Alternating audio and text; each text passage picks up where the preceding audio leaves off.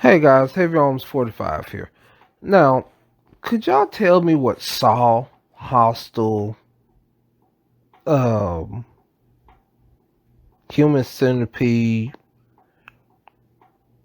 and yeah, we'll leave right there. What those have in common? If you say gore, you are correct. Because that's really what those movies are about. They're horror movies made to, as somebody said, they're torture porn movies. Um, when you watch Hostel, those doctors are basically hurting people just because they can. There's not a scientific reason. It's like we have money, we can do it. Kind of like the idea behind The Purge or a lot of movies. Because we're rich, we can do whatever we want. And so that's what happens with that. But, then you get uh, Saw. Oh, and Hostel's the same as the Human Centipede, which some people might not say Human Centipede is horror movie, but you a lie. I do not. That's the worst horror to me. Not the worst, but that is a horror to me. Have my mouth sold to somebody else, but I, I taste in my mouth. That tastes horrible. I have never ate crap before, but I just imagine the taste as being like me trying to eat straight up dirt mixed with. Uh, I can't do it. I'm gonna get back to my other point. Okay, so that leaves me, since those two are just torture porn for torture's sake. Saw. Saw is all about trying to get to the, and maybe I'm trying to be more philosophical about this, but I feel like Saw is trying to get to the nature of man, showing that a person is not the choices that they make, because he tries to give people, because the whole point of Saw is to give the people a chance to show that they are different from the actions that they've chosen before. Uh, Basically, trying to make them better people. A little bit scarred, but through those scars that he gives them, they're able to be better people if they're actually able to survive. The problem is a lot of them can't survive. I have not seen Saw 1, 2, or 3, but I want to say Saw 4 and Saw 5. And Saw 4 really, it didn't bother me, but it was like, from the beginning, it's like the rules said that they need to stick together. That was what the whole thing said, to stick together. Stick together, stick together, stick together. Hang together, stick together. You're supposed to be working together. Um, but because there was still this feeling of distrust between everybody, they killed each other off until finally there was only two left. And if they would have went ahead and had all five of them, all five or six of them that was there, by the time they got to the last one, they would have been able to survive. I mean, they would have, each one of them would have had to give blood, but they wouldn't have had to give as much blood as they had to open up the final door. And that was the whole point, that they need to do teamwork. And if I remember correctly, the last two barely lived. Like, they lived, but it was like so close because they took out so much of their blood just so they could open up that last door, because they had to like let the saw cut them until the blood, I think they need like 4 pints of blood. And so out of the two of them, they had to give up like 2 pints each. And Their hands were almost split down to the wrist from them just like sitting the hand on saw and it just cutting down through the center of their hand. Um, but yeah, he gives them a chance.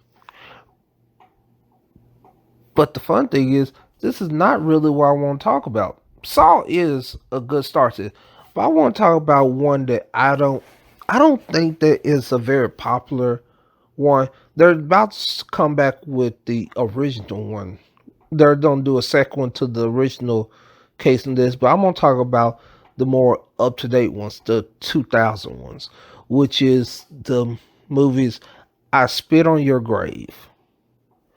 And those are not anything, they're not torture porn for torture porn's sake, but it's almost like a feminist message in a way.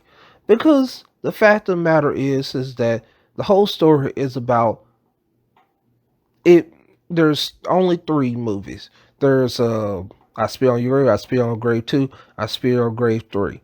And I Spit on Grave 1 and 3, it's the same person. Her name's Jennifer.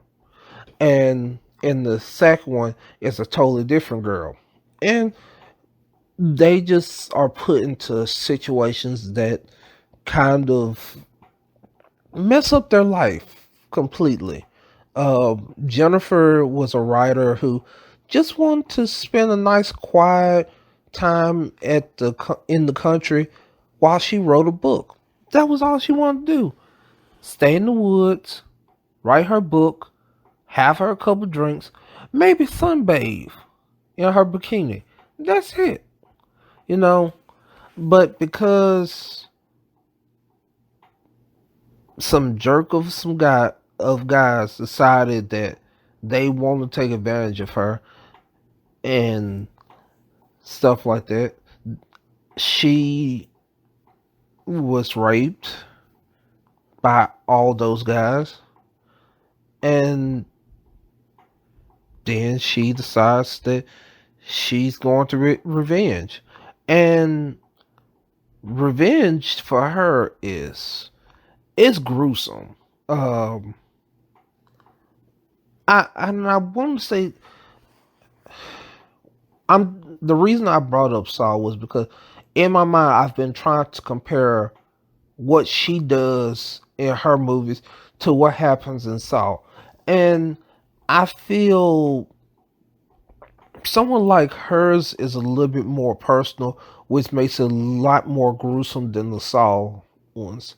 Um, like for example, um, there was a guy who in the first movie, um, he loved to record every time somebody was. I mean, like the whole time that they were raping her, he was recording the whole time so that he could keep it for himself because he just loved to record stuff. So because he liked to see things, she knocked him out, tied him to a tree. They took a fish hook and some wire. I want to say it might have been some thin wire cables, and sew his eyes open. Then rub some stuff in his eyes so the uh, ravens or crows will come and let him just sit there. And so as they're like starting to attack him, he's watching the whole time, and they peck his eyes out, and he dies. Now I know that's probably not as bad, but I'm trying to stay somewhat decent on this because a lot of them that she does, and to me that was one of the milder ones. She choked out somebody, which later on after she choked him out, she used him for another trap that she had for another person that basically killed both of them. Um, and that's in the first one. In the second one, you know, girl wants to be a model, goes to need is told she needs a couple good professional headshots, not just something she did herself. And so she tried to find somebody professional to do it. And like if you were in college or something like that, she found a paper with a couple numbers at the bottom, pulled one of the numbers off, called it. Guy said that he could do some professional pictures for her. And after he did some professional pictures, he decided to try and see if he could get her to do some news. And she said no. He was cool with it. But his little brother thought that she was hot and went to her house. Don't know how he knew where she lived at, but went to her house, gave, and like literally she didn't know how he knew how to get to her house. Uh, Gave her the pictures, rapes her. She screams. Her neighbor comes, kills the neighbor, rapes her again. I believe no, he raped her that one time. Um, then they dose her and takes her to Russia with them, I want to say. And once in Russia, they use her as a sex toy and sold her off to somebody for sex. She gets away and gets right back into it. And everyone basically acts like she's crazy. And then they try to kill her. And she doesn't die. Just like in the first one. They thought that she was dead. She wasn't. And so she proceeds to get back revenge. And the one who originally raped her gets the worst thing because he always kept trying to see if she kept trying to tell her that she was pretty, and he was trying to doll her up and all this stuff. Like when they were getting ready to let her be used by a human piece of trash, I want to call him, that he got his just desserts too.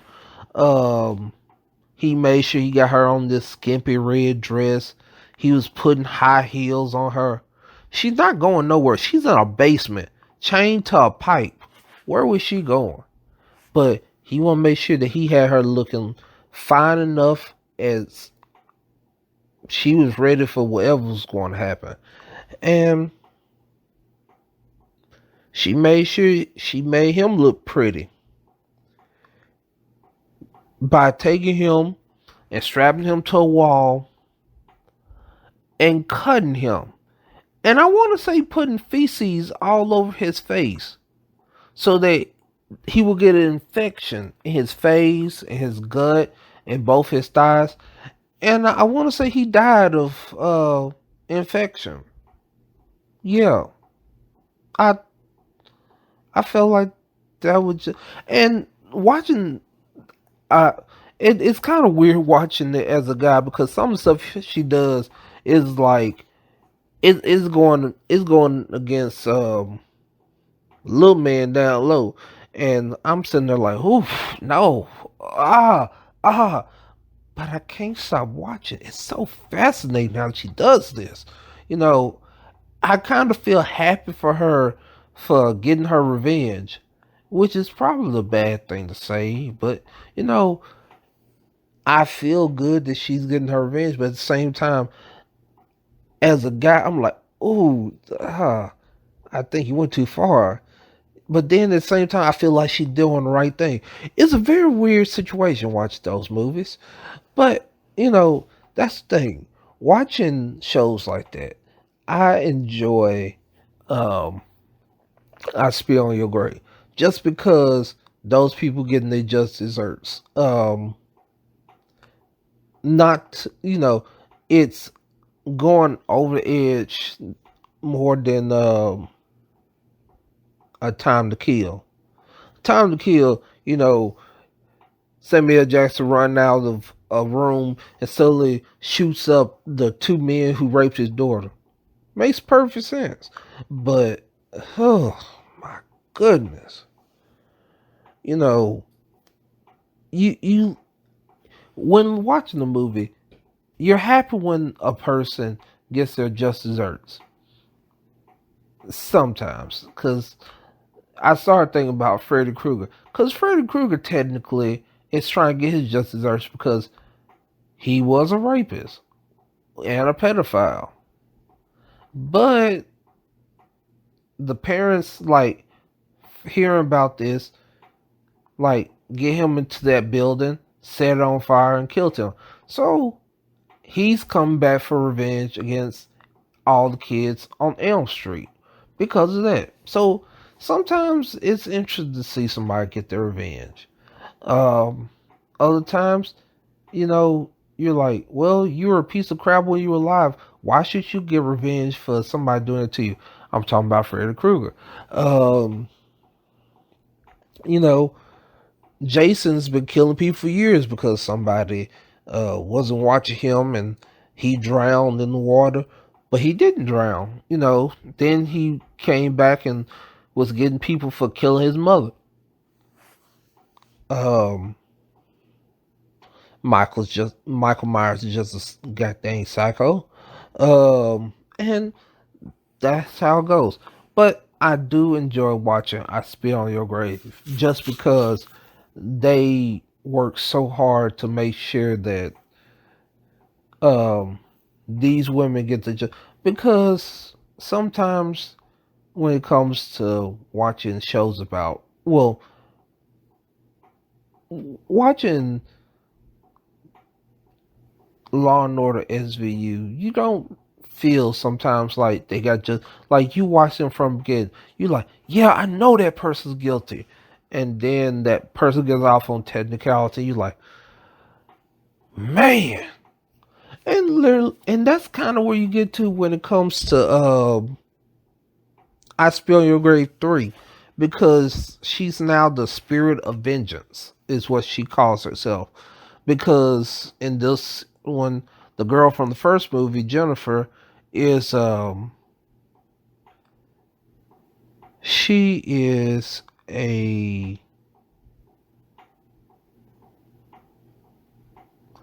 okay, she's a she's working in an office. I don't know what exactly her job is, but she's going to meetings for people who have been raped. And one of the people who is there is a father of a girl who was raped, uh, and his daughter committed suicide because the person who raped her got off because the police magically lost the DNA. So they had to throw the trial out. And so the person was still able to keep doing what they were doing before. But Jennifer is here just kind of trying to get justice for people who can't get justice for themselves. And at first, she tries to stay calm. She's in this one, she's not being raped, but she's trying to help those who have been raped because, as she put it, you're either the prey or the predator. And so she sees herself as a predator, getting justice for all the prey out there. Um, because in her mind, she's doing the right thing. And like the ones before, I I don't know if this made me a bad person.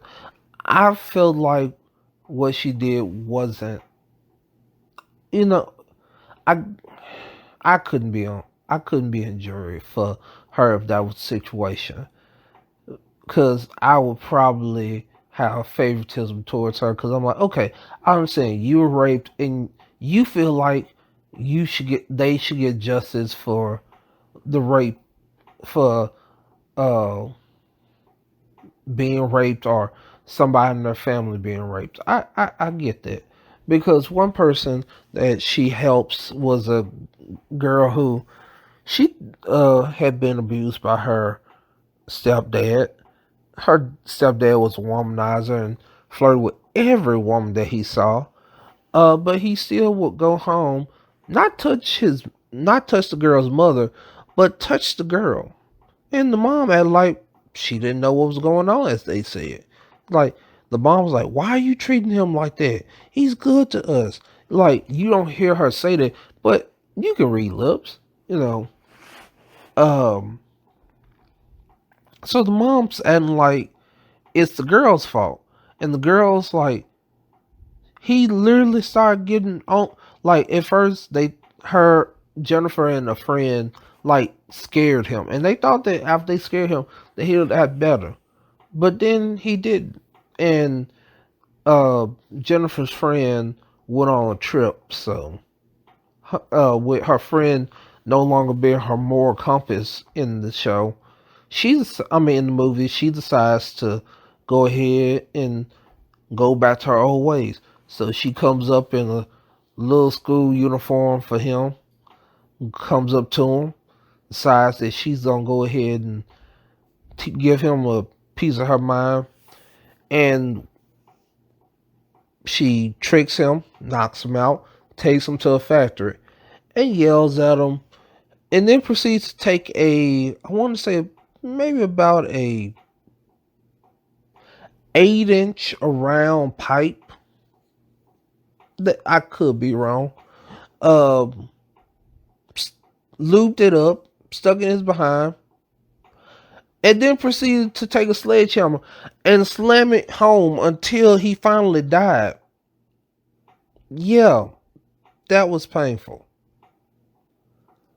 I'm like, that hurts. Uh, but yeah, the idea of someone getting revenge for something that happened to them.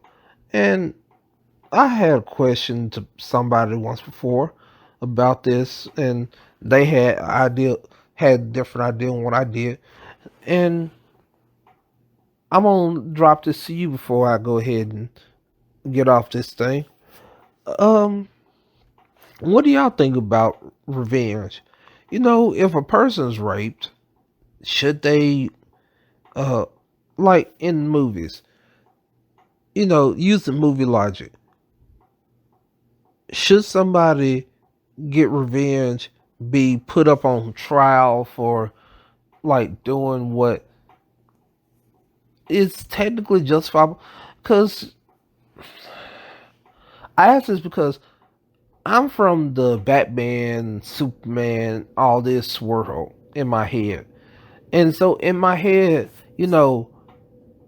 we need Batman to do all. We need Batman, Superman to be vigilantes for us to keep the world safe. I was watching Titans, and they did a perfect example of what Batman and all the others are, because it's Wonder Girl and Robin, and Wonder Girl's like, okay, Wonder Woman is here to protect the innocent.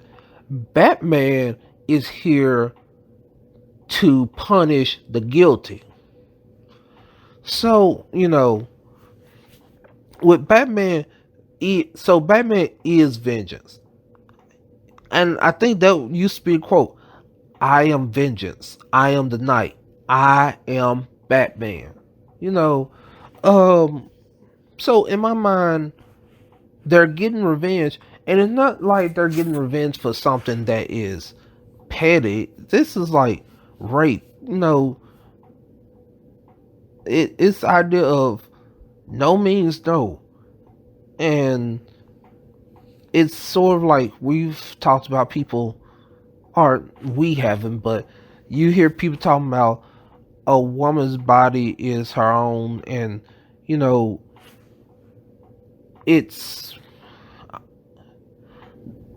I feel like it's an idea of misogyny in a way where men feel like they can just take whatever they want, because that's really what happened in like the first 2-3 movies. Just like men take whatever they want, and because they feel like taking what they want, it makes those women have to try and take revenge and take back what was taken from them.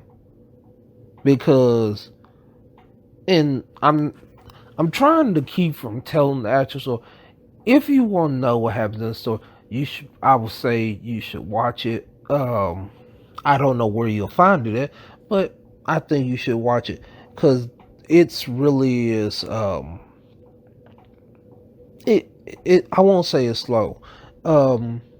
You'll probably have about 30 minutes of them just like let you get to know the character, and then you don't get to the action where um, it's gonna start getting gory. Just like in the other movie, you have to kind of go up the escalator somewhat, take the little stairs up in storyline.